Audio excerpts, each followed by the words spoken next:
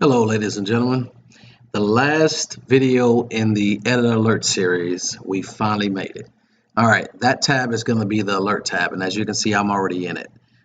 We were just over where the mapping was and all that good stuff, but the Edit Alert tab, as you can see, my red arrows, my attempt to draw some attention to where we need to be is right here. So we'll go here with alert. Getting started or continue. I'm sorry. Get started or continue adding members to your network. Make sure your phone numbers and emails are accurate so that the proper people will be alerted in time of crisis. Good luck to you. Here you can change your alert code. I'll start here on the left. Add or update your e-alert code, and it must be 8 digits exactly. It cannot be shorter than 8 digits, and it cannot be longer than 8 digits. As you can see, I have 1, 2, 3, 4, 5, 6, 7, 8 listed here, just as my default. Once you put a number here, or once you change the number, it'll always show up here. So you should, as long as you log in, you'll never forget it. So, for instance, I'll change it here, and I'll go 8765431. We'll just do it backwards, and I'll update it. I'll go over here. It says I'm successfully updated, and then I will go back so that I can see if I updated it correctly. Click on alert, and I will go back in, and as you can see, now it has changed to 8765431, which is very awesome. So I will go over to the right side. This is a very short page, a very simple page for us. Basically, this is where you add your network. So your neighbors, your family members, the police department, the fire department, should you be able to get a phone number for them and an email where they can be alerted as well. I would say preferably with the dispatcher from each one of those area locations, and any other person you think needs to be notified that your loved one has gone missing. And that can also include your social workers or whoever might be of assistance to help finding them. So let's say we want to enter someone. Let's say we want to enter Johnny B. Good as our contact person, and then we'll enter an email. Now here's the thing. Now if the person doesn't have an email, then you enter none at ctv.com, basically none at chasethevillage.com, and our system will take care of that, and it won't send an email out because we understand that there's no email involved.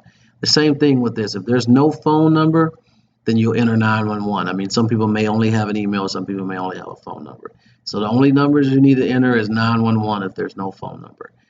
You can put parentheses here, dashes, or just plain numbers. It's up to you. Okay, so let's go here and go. Let's just do a basic no good email for this one just because we're practicing. Let's go Johnny at B, or that's a G, at bgood.com. Let's just do that. Let's see if Johnny will get an email. So then we'll go here and we'll enter dummy phone number as well. 1, 2, 3, 4, 5, 6, 7, 8, 9, and then a 0. So because we got to have all the digits there. And then we'll even spruce it up a little bit and put all the extra stuff in.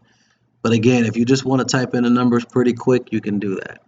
So let's say we do that, and then don't forget to select your carrier. So if you have a network, you need to know what phone carrier they have. And again, as I put here, if your carrier is not listed, notify us. This will take you straight to our contact page. That's why it's underlined.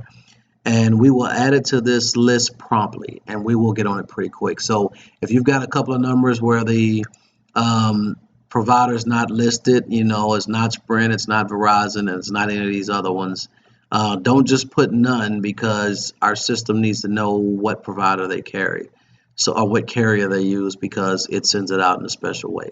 So you'll list that, and like I said, I would just hold on to some of those numbers. If the carrier is not listed, you email us, we'll get those numbers in ASAP. Okay, so once we do that, let's go with Sprint for this guy, and then all we need to do now for Johnny is add the record. And once we do that, you'll see it right there. Johnny B. Good, there's his phone number, there's his carrier, and there's his email. And that's as simple as it needs to be. And now if you send out an alert, Johnny B. Good will get an email, and Johnny B. Good will get a instant text message that says, hey, my loved one's gone missing. I need you to help me out, Johnny. Please be good. All right. So when you want to eliminate somebody because they don't want to be part of your network anymore, just hit X and it's gone. He's no longer in your network. All right, that would conclude our series on the Edit Alert tab and all of its good components that make up the Edit Alert tab. So I hope this series is helpful when you're coming in and you're creating your account and you're um, editing your alert tabs so that they work promptly and fine and good for you, and that they're very good for your network, because the things you edit here is what your network will see when they receive the email or the text, and they come in and get all the information about your lost loved one. So this is very important, that as many tabs as you can fill out and as much information as you can put in, that's how we find your loved one fast. So please fill it out. Please take your time and email us if you have any questions when editing the alert, because this is the most important part of this site, is what you put in here when you edit it, so that others will view what they need to view to find your loved one. Thank you very much for watching this series, and I will see you in the next video, which should be the mapping video. Thank you.